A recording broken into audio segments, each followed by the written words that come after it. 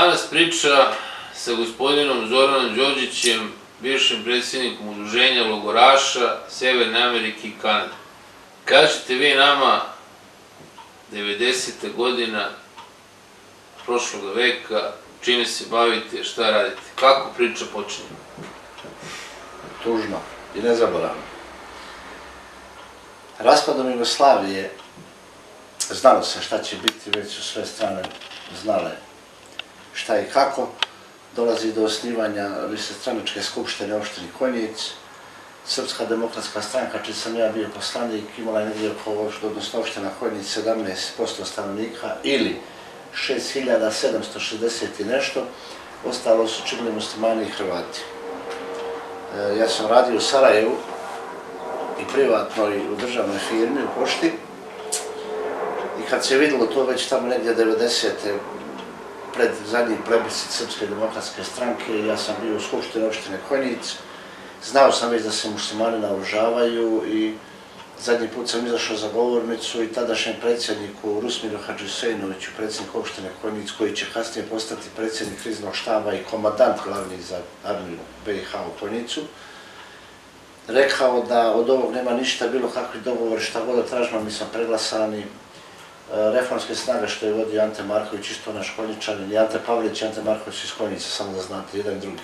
Jedan je rođen u Bradinju, a Marković u Konjicu. Nismo mogli dobiti ništa putem glasanja i negdje tamo u početkom, recimo, hajde sad, polovinom marta se angažuju Konjičani, muslimani, Hrvati, zajedno su tada HVO i armija BiH, na čelu sa Rusmirom Hadžisejnovićem, komandantom Centra javne bezbjednosti Jasminom Guskom, njegovim zamjenikom Enesom Tucakovićem, njegovim pomoćnikom Šefikom Nikšićem, koji su se angažovali. Ulaz u Bradinu, imamo dva tunela. Iz Bosne, iz pravca Sarajeva, taj je tunel blokiran, nasuta zemlja, postavljene hašike od grtarice, nešto čisti snijeg, a donji tunel na izlazu iz Bradine za Ukićima, dokle graničimo sa muslimanskim prvim selom, su naminirali Mitke Pirkić i kako beš ovaj drugi Dobokle, su zastavu 640 pune eksploziva i to su aktivirali u tunelu. To su gromade kao kuće stijena padali od ozgo dole, znači mi smo bili u sandviču začepljeni. Srbi kao Srbi imali smo nešto naoružanja, imali smo dosta naoružanja, kad je nova godina to se puca, to se rafala, boga mi kad je zatrebalo 25. maja slabo se ta pucana čula. I onda šta je najgore, u svih susjednih sela Srbi su došli u Bradinu. Znači tu je nas bilo preko 1000. Oni su mislili da smo mi organizovani. Po našem zlu Perišić spremi helikopter u Bradinu kraj marta, početkom aprila. Pričamo tada o generalu vojske Jugoslavije, komandanta Generalštaba, Perišić. Pošalju poraka Kuljana pokojnog Terca, koji je bio direktor načelnik bezbjednosti za vojnu firmu Konjic Ujma. Znači tu se proizvodila puščana i od pištoljske do municije do 12,7 mm protivavionsku mitraljeza. Znači 7,62, 6,35, 12,7, 7,99, snajperska, sve je tu bilo. Njega su zarobili, skratit ću priču, njega su zarobili, dobro pustili, on došao na Bradinu.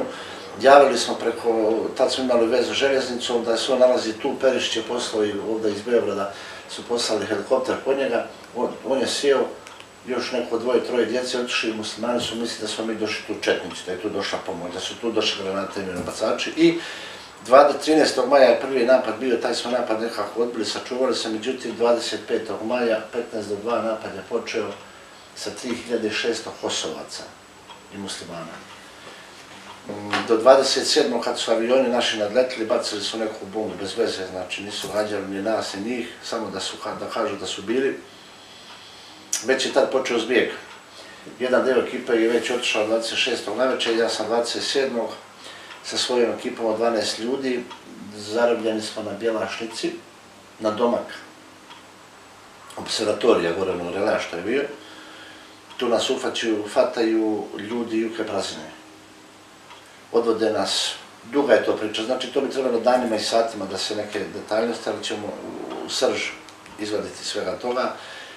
Pivamo na Igmanu na Bjelašnici u mrazištu u hotelu u Podrumu, dan i noć, 2 dana i noć, 2 noći i dan. odatle nas vode u silosu budemo 2 noći i 3 dana, 3. dan nas spakuju, vežu oči za lovo Čelebić.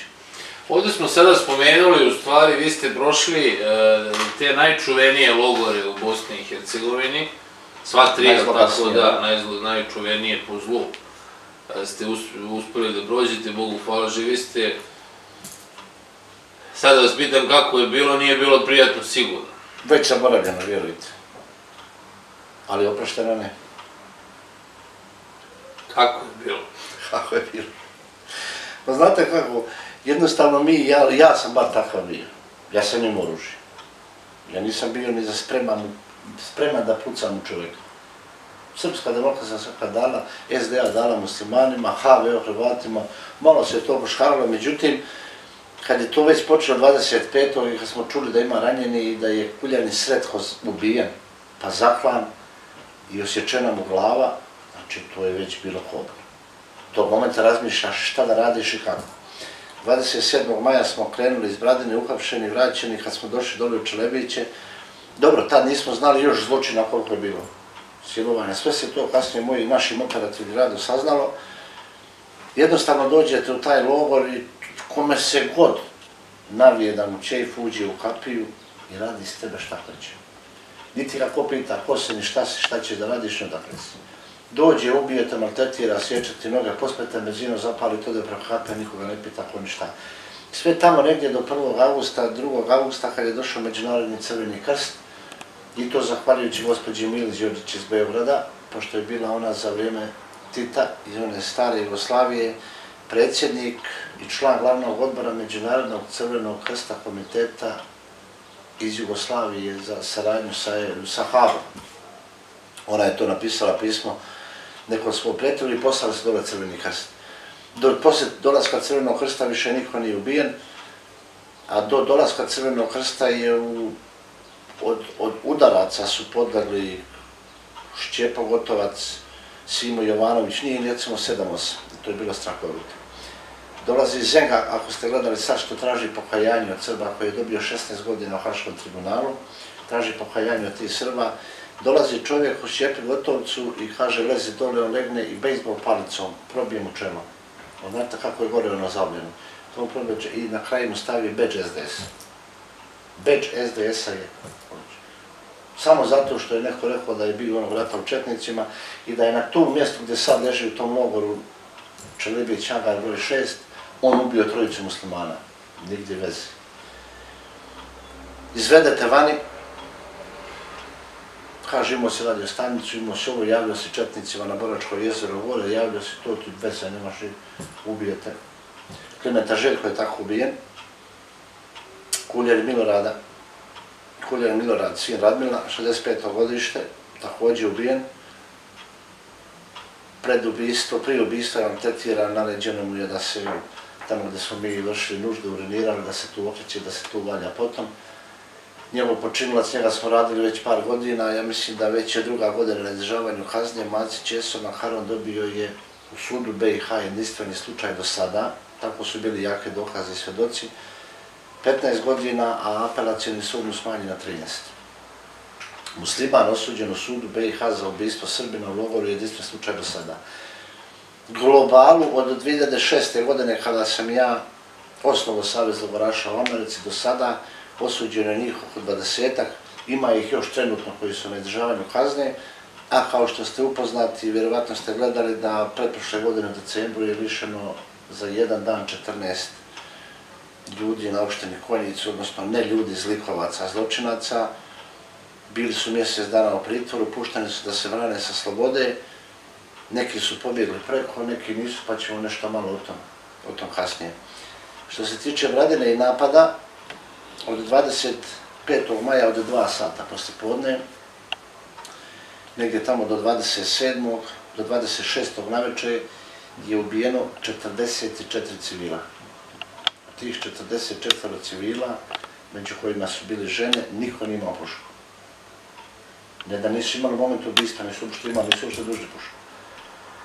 I onda su to kasnije počeli da skupljaju pred Srpsku pravoslavnu crkvu u Bradini s Vazasenja Hristovog iskopali su neku raku sa nekim bagerom, tu su njih dovlačili, ubacili, malo su zakopali, zatrpali, međutim, poslije par dana su životinje počele da to izvlače, pa su naše majke, žene već koje tu biju u Bradini, i one su isto pohapšene i djeca, bili su osnovne u školi, krijući nosili kante zemlje, to zatrpavali, tako da smo to ekshumirali 1998. godine, povadili i prenešeni su u posmrtni ostaci, što je bila glupost, tad nisam bio za to, u Trebinje, a mi smo prije par godina uradili spomen obilježje poginule palim civilima i Republike u Bradini, njih 88 islesana imena.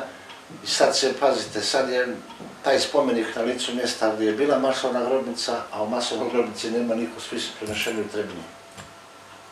U Bradinu se ide 25. maja, u Bradinu od 1000 i nešto stanovnika sada ima 2 stanovnika, jedna gospođa i jedan čovjek, i to je to. Bradina je popaljena, poništena. Kuće koje su posle mirovnog Dejtonskog sporazuma po aneksu 8, čini mi se, renovirane i rađene. Srbi koji su radili, već su i prodali. Svi su radili kao povratnici, sve je to već prodato. Tako da je u odnosu na sva ostala mjesta, i mislim da Srebrenica nije ravna Bradini, da u Bradini treba biti surbicid, jurbicid i genocid, a ne samo da je počinjen zločin. Dobro, 3 pojma, razjasnite nam razliku. Pa genocid, kad kaže da je genocid kao što je rađen Srbin, znači morate imati namjeru da etnički očistite to mjesto, da pobijete civile, da pobijete djecu, da niko ne ostane. Surbicid znači da uništite građevine, da nema povratka. Jurbicid znači uništite i ljudstvo, i građevinu, i spomenik, i crkvu. Nemate šta tražiti. To je u Bradini sve bilo. Crkvu su vam zapalili, kapelu su zapalili, groblje su oskrnavili, polomili. Ženu su odveli na porođaj Huljani Branku prinudno, od 6 mjeseci porodila dijete koje je danas dan hendikepirano nepokretno. Oca od tog malog, odnosno muža njezinog, su ubili, odsjekli glavu i sa tom glavom su igrali lopte kod hotela u Konjicu. Na očevid komandanta Zelena Delalića, koji je dan danas živ, koji je dan danas. I nije, nažalost, našu, nije bio na ovoj zadnjoj optužnici za lišavanja slobode. Ni predsjednik ratnog predsjedništva Rusmir Hadžisejnović, niti komandant Delalić. A ovdje imamo jedan papir, naredbu, koja datira iz 17.5.1992. godine, Republika Bosna i Hercegovina, opština Konjic, ratno predsjedništvo, naredba, stanici javne bezbjednosti Konjic. Zbog pojačanog privatnog kriminala u posljednjih nekoliko dana i zbog neovlaštenih otuđivanja privrednih i drugih resursa, kao i zbog toga tako dalje, naređujem MUP-u stanice javne bezbjednosti Konjic da preuzme odmah punu kontrolu na svim utvrđenim punktovima na teritoriji opštine Konjic do momenta formiranja vojne policije i oružanih snaga armije BiH koje pripada Konjicu. Pod 2. Ovom naredbom zabranjuju se napuštanja teritorije opštine bez potvrde koja se odnosi na pečat države Bosne i Hercegovine. Znači nema izlaska iz Konjica. I pod broju 3. Ovom naredbom stavljam se van snage sve dosadašnje naredbe koje su regulisale ovu oblast. Ovu naredbu stupa na snagu odmah, dostaviti pod hitno predsjedniku ratnog predsjedništva primarijusu dr. Rusmiru Hadžisejnoviću, komandantu ratnog predsjedništva Zelenu Delaliću, komandantu oružanih snaga SO Konjic Esadu Ramiću, on je lišen slobode sad u ovoj ekipi, i načelniku stanice javne bezbjednosti Guski Jasminu, on je preminuo prije par godina. Znači, to je original papir, to nije sad sa sajta ili da je neko skinuto, to sam već imao 96. godine. I to je... Odnosno kopija originalnog. Kopija originala, da. I to je dostavljeno na tužilaštvo Bosne i Hercegovine, ali u tužilaštvu Bosne i Hercegovine imamo ljudi, Muratbegović, Smajlović i ovi koji su bili uvezani i dali im direktno ili direktno u zločin. Oni su sad na sudiji tužioci, tako da... Ali ja moram da se vratim na taj fudbal koji je meni onako uvijek fascinantan već godinama. U Bosni, pa i u Hrvatskoj su se igrao se fudbal srpskim glavama. Da. Evo imate ovdje slike. Te su 3 glave srpske osječene. i ovdje druga mudžahedin koji drži tu srpsku glavu, zna se ko je i da ima državljanstvo Bosne i Hercegovine i da živi u Sarajevu, za ovo još niko ne odgovara. I mislim dok je ova postala, evo vidite. Ja sam prije 5 godina upozoravao Republiku Srbiju, sadašnjeg predsjednika Republike Srbije, gospodina Vučića, tužilaštvo Republike Srbije. Ovaj čovjek je David Švendiman, koji je bio rukovodilac odeljenja za ratne zločine u Bosni i Hercegovini, međunarodni posmatrač, sa kojim sam imao 2 puta sastanak. 2007. i 2008. i čini mi se negdje tamo 2007. i 2009. On je obustavio istragu danas, a sutra napušta BiH. Obustavio je istragu za 3 čelnih ljudi iz Sipre, Špagu, Alavića, Vahida i ne znam ko beše još, da nema dokaza da se oni procesuiraju.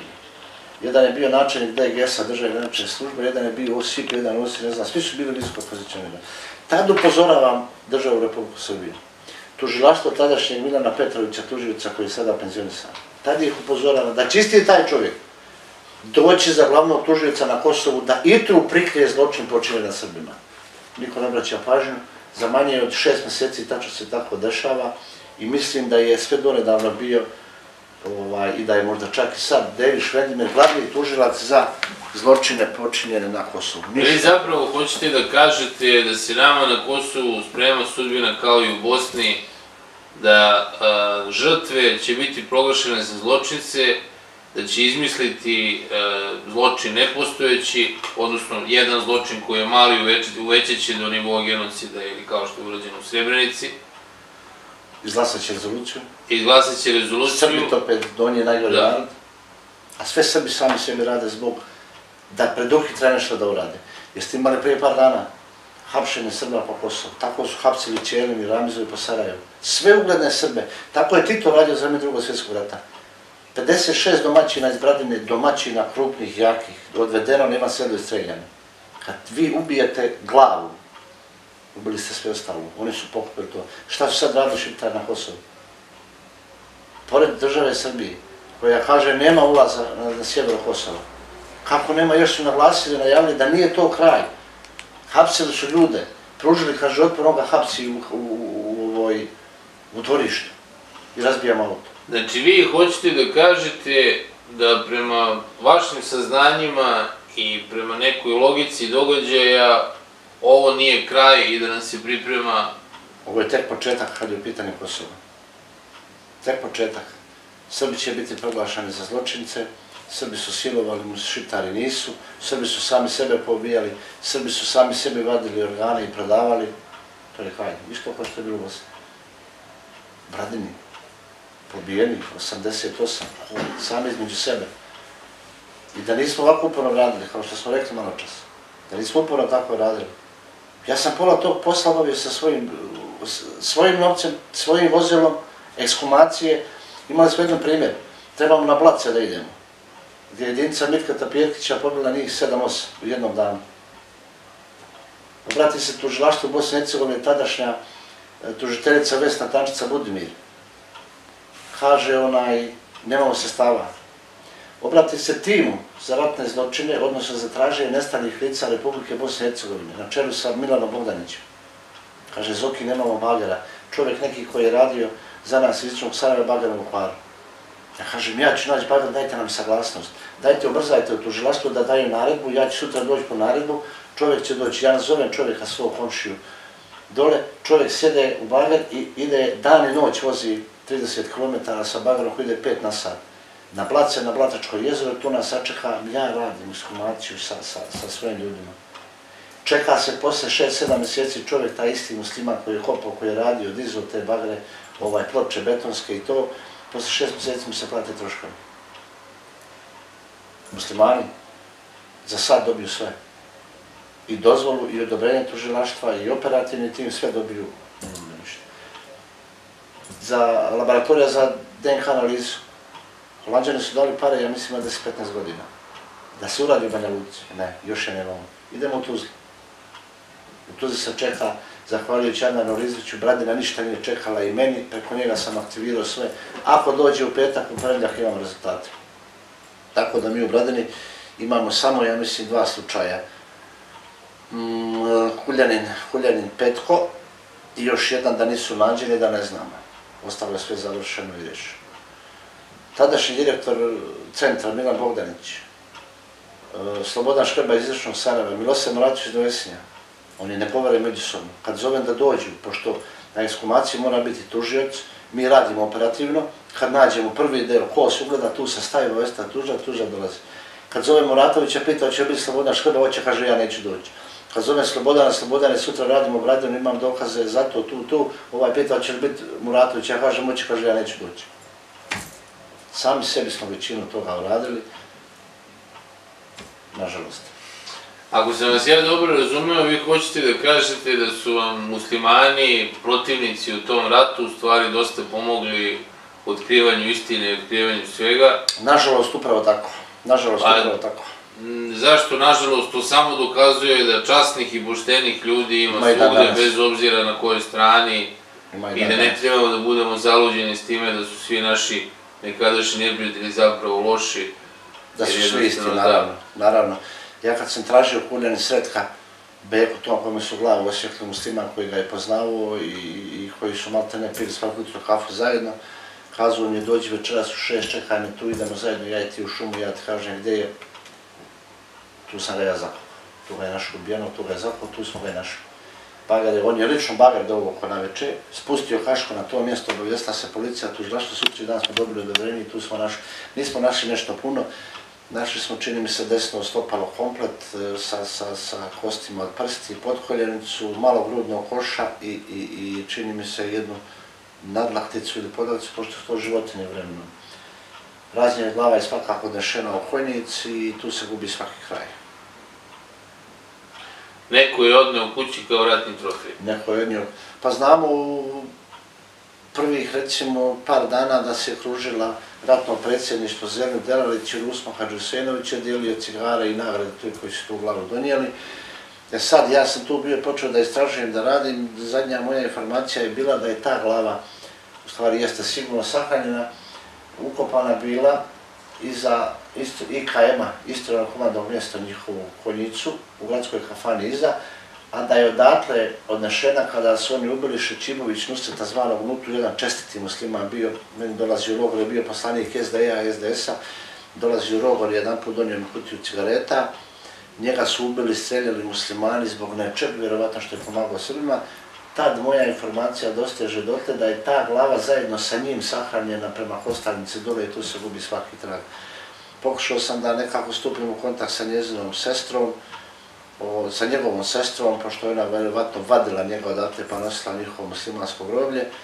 Međutim, meni su te godine dali do znanja, zapalili su kuću u Bradinu koju sam renovirao, obili, opljačkali, uništili sve, policija dolazila i već to 4. put radi. Tako da malo sam se i povukao radi sebe i svojih. Babo, daj babo glav. Znači, pritisci ne prestaju ni dalje. Da. A problem je u tome što Srbi nisu spremni uvijek da pomognu, da se otkrije istina. Ako sam ja dobro ispričao, razumio, čak ni oni kojima su bližnji nastradali, nekad nisu spremni ni da osvedoče o nekim događajima koji su prisustvovali. Znate kako to ide u narodu? U srpskom narodu. Kad god gledate Parastoš u Bradini, svi koji pričaju kaže za ovaj zločin još niko nije odgovarao. Nije tačno. Za zločin u Konjicu. Do sada 20 ljudi osuđeno. Evo prilike sve televizije koji neistinu govore da se povuku. 20 ljudi Trenutno imamo 7 ljudi izravljene kazne. Trenutno se vodi postupak u sudu BiH za njih 17. Visoko pozicionirani tadašnji. Imamo slučaj Jahić Enes, po komandnoj odgovornosti, vojni ataše ispred Bosne i Hercegovine bio čini mi se u Holandiji. Pozvan od strane postupajućeg tužioca Stanka Blagića da da izjavu, zadržan, lišen slobode je bio u pritvoru. Tražio je da ne garantuje Bosna i Hercegovina da se vrati tamo, da se raduju sa robom, nisu mu dali. vojni ataše koji predstavlja Bosnu i Hercegovinu i učestvovao u zločinu po komandnoj odgovornosti. Ja lično znam šta je radio, koga je spremio da mu dovedu u mjesni ured. Lično znam, jer mi je ta žena pričala, ona to sad neće potvrditi. Ni ona, ni će dati njezin muž. Zašto? Zato što su doli obradani stalno, prodali su imanje, prodaju imanje, nisu prodali sve i nažalost, imamo slučajeva gdje djeca ubijenog, evo, možda u ovoj ekipi 14. decembra je lišen slobode, pušten da se brani sa slobode, Fikret Ramić zvani Fika i selo Brđane. Čovjek radi i svake dva dana u sedmici u Srbiji. Lišen slobode, tužilaštvo nije oduzelo pasoš, ličnu kartu, nije mu dalo zabranu napuštanja BiH, Čačak, Šabac, Konjic. Radi za neku firmu, Unipromet Čačak i tek Čačak. Sa firmom iz Konjica, ja mislim da se to odnosi na proizvodnju neke PVC stolarije. Drugi slučaj, Ramić Aran. Stanko Blagić ga pušta iz zatvora da se brani sa slobode. Jer je logično da se oduzmu dokumenta i zabrana napuštanja BiH. On 7. dan biva uhvaćen u Italiji sa eksplozivom, sam sebe ukupuješ više, sa eksplozivom i on već je bio, ja mislim, 7-8 mjeseci tamo u pritvoru da je deportovan nazad, sad mu se ovdje sudi. I za zločin, znači ljudi napuštaju državu, a Srbika se liši slobode. Oduzima se pasoš, oduzima se lična karta, zabrana, pa čak i da se javlja svaki dan u tužilaštvo Bosne i Hercegovine. Imamo slučajeva, počeli ste pričati o tome. U ovom slučaju Fikret Ramić koji ubio Đorđe Boška. Njegov sin je trebao da dođe prije par godina. Ja ga zovem da dođe da da izjavu povodom toga šta je čuo dok je bio u logoru od Zore Draganića, od ovog od onog, da se te kocke se uklapaju. Kaže, ne mogu, ako dođem izgubit ću posao. Operativni radom mojim dostavlja dokumentaciju u kantonalnom tužilaštvu u Bosni i Hercegovini, Mostaru. Dvojica momaka, dvojica ljudi, dvojica časnih ljudi, Dizdarević i Bojičić, su riješili više od 20 ubistava na opštini Konjic Srba, muslimani koji su radili na ubistvu. Više nego svi Srbi tužioci i sudije koji su bili u sudu BiH su radili argumentom i javno i proziva. Od ovih 14, najteža ubistva, Đorđe Boška, odveli ga Tukić, odveli ga ove Dragoni, to su muslimani iz kantonalnog razrešili. To nije MUP Banja Luka, ni Kojić, ni Centar za istraživanje ratnih zločina. Muslimani su razrešili uz moju pomoć malu, svjedoci su pojedine dolazili muslimani pod zaštitom i uradili su dosta toga. A porodice poginuli. Na izričaju kasnije Petrović Marinko za ubistvo magazina Nikole zvani Šaka, samo sam ja bio prisutan od čitave Srba, čitave porodice. Ima ćerku Nadu u Čikagu, Zeta, ima suprugu u Bratuncu, snajku u Bratuncu, unučan, sudija na kraju pita ko je, samo sam ja, rekao, to mi je kum, stigna šta da kažem. Čovjek je dobio 7 godina. Niko od članova porodice, sve sam obavijestio i da sa mnom idu sa mojim vozom i Bratunca, da im je usput, ništa ne plaćaju, ni gorivo, niko se nije pojavio. I onda sad kad vidite to, lično ja za sebe govorim da sam oladio zatim kad tebi nije stalo za tvog oca, za tvog brata. Imamo slučaj, rođeni brat od sestre koja je zaklana 27. januara 1993. Porodica Draganić iz Biđani. Njezin rođeni brat rekao istražiteljima, ja neću da svjedočim, nisam još da prodao imanje. Brat za sestru, a muslimani su istražitelji, ljudi su izašli i krste i klanjaju, kaj Zoki ne može da vjeruje šta smo doživjeli, šta tako i tako. Apropo te priče, kad kažu do sad za taj zločin niko nije odgovarao, niko neće da se obrati ovoj strani, ja nema stida, nema srama. Sve sam časno i pošteno radio. Niko neće da kaže da se Srbi kriju, najmiliji, najbliži i za vid toga neće da se odazovu tužilaštvo. Sad imamo 3 predmeta. Vujčić Vaso, supruga mu bivša bila ovde, obećala da se javi tužioc Stanku Blagiću. Sin, ćerka, niko se nije pojavio. I takvih još 10. Sud što donese i osudi, vjerujte mi, samo zahvaljujući nama par koji smo to radili. Par svjedoka koji su bili. Svjedok dao izjavu 95, 97, 2002, 3. Pozvan u tužilaštvo. Imali smo slučaj iz Čikaga, plaćenu avionska karta, plaćen izostanak, plaćeno sve po 3-4 maraka uzmu. Dođu tu, ja ih vozim s autom, vrate se, ne potvrde ono što su rekli bila 3. godine, da su bili očevidac kad je taj ubio to. I kažem, čovječe, ti si potpisao izjavu, evo imam i ovdje. Ne samo jednu, imam i 50. A zašto se to događa? Ne znam. Razmišljanje neko na tome, s nekim se konsultovali? Ne znam. Ja sam svaki dan, ja sam sedmično 2 puta u konjicu u Gradini. Niti je ko na mene pucao, niti me ko imao sam problema, niti me ko ubio. Šta oni koji dođu 10 godina jedan put, pa se nečeg boje, šta se ti bojiš? Ne razumijem. Da li to imanje prokleto tamo? Pa Bradina je već rasprodata, nas 5-6 svima koji nismo prodali, ja neću lično nikad. Oni nemaju ti para da samo plata jedan moj kamen na kući staro. Pa ako nekom ponudi 5 miliona evra, ja ću to da dam. A ovo što da prodaju pojedincima 20, 30, 40, 50, 60 maraka, to ne pada na pamet. To je moja dedovina, kako stoji. Nek truje, neki bode oči, ali neće dobiti tek tako. Da li je to razlog? Novac? Da li će prodat, da li neće prodat? Ja to ne znam, ali ogorčan sam. Nekad i kažem da se ponovi situacija u kojoj smo bili, možda bi ja više tukao. Pojedini, vjerujte. Dođe iz Australije, renta džipa, po Mostaru ode u Trebinje, ode u Budvu, ode u Dubrovnik na more, a taj dan mu se sudi za ubijstvo Huljana Milutina, sudi se čovjeku za ubijstvo njegovog oca. On pojma nema. Svi pojma nema. Pišu poruke kasnije na Facebooku šta je bilo, kako je bilo. Dok. Muslimani, donosi se presuda. Puna sudnica muslimana, porodice, komšija, kuma, prijatelja, saboraca. Puno ne možeš tu ući. Sudija zatvara vrata, zaključava, policija ne može prići. Kod nas, što mene jedna sudija pita na kraju u Mostaru, priđečaju, tebi kaže, svi iz Konjica, Srbi, kumovi, prijatelji, rođaci, samo kad ti je prisutan, šta ko da radi. Nažalost, tako je. Ima li nam spas? Boga mi, ovakve pameti, ako budemo, i ovako ja sa društvom, sa nekim sjedim i sa doktorima i sa sudijama, s ovim, svi se baziraju na Ameriku. Amerika nam krivi, Englezi nam krivi, Njemci nam krivi, ja kažem, ubi Karađorđa, ubi cara Dušana, dinastija Obrenovića, šta bi sad ovo, Srđana Kneževića, Belog Vuka, čiglog čoveka, koji je išao na turske rovove, izvodio muslimane za uši, zarobljavao. Trebao biti načelnik centra da postane neko i nešto ubiše ga na Palama. Na očevid djece i supruge.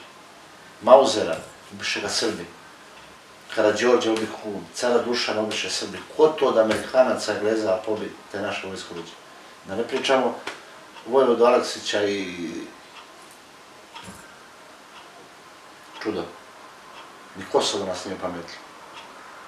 Danas, ako Srbin uspije bilo čemu, ja sam više kroz ovaj posao, što sam argumentovao taj zločin, ima i knjiga će bi izaći vrlo brzo, imao više Srba, više problema sa Srbima i kako porodicom i tako ne porodicom poginulih, nego sa muslimana i sa svim ostalim. Ne može da vidi da si nešto dopremio, da si nešto radio, ako nije on tu ili neki dinar uzuje nešto. Ispoši lopo, premarant, lažova. To je naš osnovni problem. Nečiji uspjeh. Da je neko sa strane to radio, neki Italijan, Mađar, oni bi ga zakivali zvijezde. Ako si ti iz tog sela, iz tog grada, iz tog područja, pa si nešto dobro radio, ti si lopov. Ja mislim da vi to znate po sebi, da se slažete sa mnom. Dobro, generalno to slažem se, jeste, to je naš mentalitet, da ti nikad u svom selu, mjestu nebitno, nećeš biti dovoljno velik, bez obzira koliko te svijet priznava da će onaj cigan što dođe, to je danas najbolji primjer da dolaze ljudi sa strane, sumnjivog morala, sumnjivog porekla i dobijaju od države pomoć i svi se klanjaju, a oni nisu vredni, ili da se popije kafa za njima, a ne da im se daje 10.000 po radniku. Pa znate one 3 kuće kad je došao Njemac da kupuje, čija su ove kuće, pa je tu naš, ovaj prva, kaže, komšija cigan, dobar jedan čovjek, kaže, ovaj komšija mujo, dobar, kaže čovjek, ova kaj zadnja, jedan tu naš, kaže, Srbi, vam ne bi ti ja preporučio da konja kaj je bio lopav, ko zna kako je se zido, to je to, svi su to sve naši, ali šta da radim?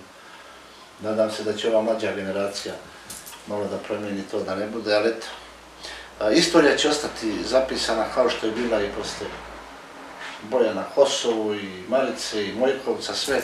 Neko će čitati ipak ovo za nekih 50 godina, kao što mi čitamo drugi svjetski rat. Evo sad, ko je bio Tito, da li je bio Tito, da li je uopšte bio Tito, da li je uopšte bila Sutjeska, da li je drva, da li je ovo. Sad, odlično ste spomenuli Tita, kažete mi jednu stvar, malo ste mi ostali na početku nedorečeni oko te pripreme rata, kako je to izgledalo, da li je tačno da smo mi ušli nespremni, a da su drugi se i decenijama pre toga spremali. Čak imamo i onaj divnu repliku iz onog filma kad bude Mrtav i beo, kad ona dvojica onako je počelo ono naše. Tad se nije razumelo šta i o čemu oni zapravo pričaju, ali su ljudi koji su vidjeli šta se događa i osjećali šta će se desiti, bili svesni još 70. godina. Ja ću da vam kažem iskreno, i nemam tu obojaznost, Srbi u ovom ratu su bili organizovani. Srbi od Ivan Sedla do Bune ispod Mostara su žrtvovani od strane Karadžića, Radovana, predsjednika i Srpske demokratske stranke. Ja sam bio na posljednjem sastanku sa Biljanom Plavšić i Nikolom Koljević, možda negdje u aprilu na Palama, gdje kažu, samo prvi napad izdržite. Iz Hadžića, tu je bio najveći tehnički remontni centar u bivšoj Jugi, izaće tenkovi pravljen na Ivan Sedlo. Komandant, predsjednik Trebinja i SDS-a, Božo Vučurević, koji kaže čiji je brdo njegova je paša. Mi smo dobili elan, mi ćemo biti tu, ne damo se. Međutim, kad su 25. napali, igrom slučaja smo imali neku vezu radio putem železnice. Predsjednik opštine Radić kaže mi ne znamo gdje se nalazimo. 100 ljudi imamo do sad izbačeni iz stroja i tu smo vidjeli da smo žrtvovani. Od Ivan Sedla, od Sarajevo, 24 logora u Sarajevu. Silos logor, Krupa, Tarčin 2 logora, Čelebić 5, osnovna škola 6, Jabranica 7, Lora Čapljina 8. Znači od Ivan Sedla do dole je bilo. 10 logora nije bilo u čitavoj Ostrovi. Mi smo ti koji smo bili na prekretnici HNK kantona Hercegovačko-Neretvanskog, Bradina je bila na prevoju. Kad ste kretili to, znači, za vrijeme Drugog svjetskog rata deda mi priča. Ante Pavelić je Kopile, koji je rođen tu. Otac mu je bio šef stanice, tada Uzane Ćire, a majka je bila Marija, čistačica tu i tako sam rodio. Kad su otišli pred Drugi svjetski rat, on je došao sa tu jednim mještanom Zoko Pepa, Ustaša, i kazao mu, svi ti Srbi, s kim je odrastao on, jeo, pio, na slave dolazio, Božić se slavili, da mu se javljaju na komandno mjesto na Ivan Sedlo u meteoričku stanicu. I kad je moj deda, pradeda došao, Đorđić Pero, zvani Perica, on ga pitao, ko si ti? Pitaš mene, ko sam ja, da učer bili kafu, ja sam kad danas Ustaša. Svi Srbi su se morali javljati jedno vrijeme, oni koji su pobjegli, potišli u Četnike ili Partizane, nebitno, ostali koji su ostali, odvedeni su na Ivan Sedlo i bačeni u jamu i streljani. Isto tako, ovog rata, Srbi koji su znali za to, koji su shvatili za ozbiljno, su napustili Bradin, njih par, i kazali šta će biti. Oni koji nisu vjerovali u to, ostali i prošli na tu Golgotu. Nisi ti mogao zamisliti da će ti jučerašnji komšija, s kim si juče pio kafu, u Žare kafani, u restoranu Lisin kod Svetana Zelenovića, u restoranu Miće Bradine III, pili kafu, družili se, za Božić šubare se nosile, nikakav problem nije, za Božić mi čašćavali, nije on ja za Bajram, sutra dođe silujeti ćerku i majku i mene su majku, kad su vidjeli da mene nema Bradine kao predsjednik SDS-a i poslanik SDS-a u Skupštini opštine Konjice, zatvorili su mi oca i majku. Kad su mene ufatili na Bjelašci, kad su dobili, to je bila proslava. Tu je, onda su majku i pustili i to je čudo. I najgore je što možda ni sada trenutno srpske te populacije, ja sam to prošao i ja mislim da se to može ponoviti vrlo brzo, gledajući na Kosovo i na sve ostalo. Uhapsili su vas i oca, jer su oca pustili, jer otac preživeo? Otac je preživeo, uhapsili su ga dan ranije, i razmijenjen je na Trnovo iz Konjica, su i njegove gore voze, razmijenjen u Trnovu negdje u, da li 10. mjesec 1992. godine. Ja sam igrom slučaja preko nekih stranih veza i ovi prešao u decembru u Hadžiće srpsku teritoriju 19. decembra 1992. godine, tako da mi je majka sama ostala dole kod uljaka. I onda sam ja našao neke tu muslimane u Hadžićima opštini, zarobljene. Od Hame Rimpape iz Trčina bila je Zlatanija, Iša i sin, nešto je mislim da je bio čak i nepokretna ili čerka, ne sjećam se već. Poslao sam poruku da mi dovedu majku, međutim to je već bio mart 1993. zaratili su muslimani i Hrvati, tako da je on jedva prošao do Konjica, doveo majku, razmijenili i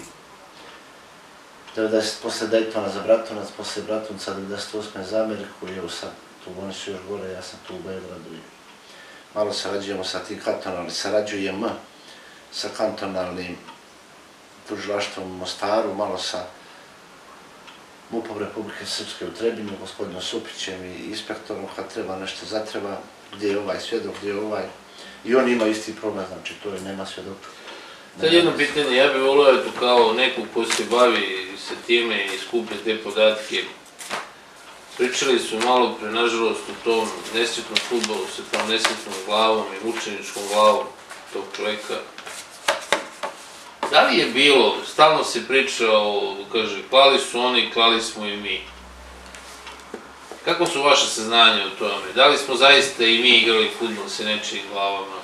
Ja ne znam da je Srbin igrao, što prosto i mislim da jesu sigurno, ali ja da znam nisu. Da je bilo zločina na sve tri strane, bilo je sigurno. Kako kod Hrvata, tako muslimana i Srba. To je neminovno da ga nema. Koliko je ko uspio da ostane pribran.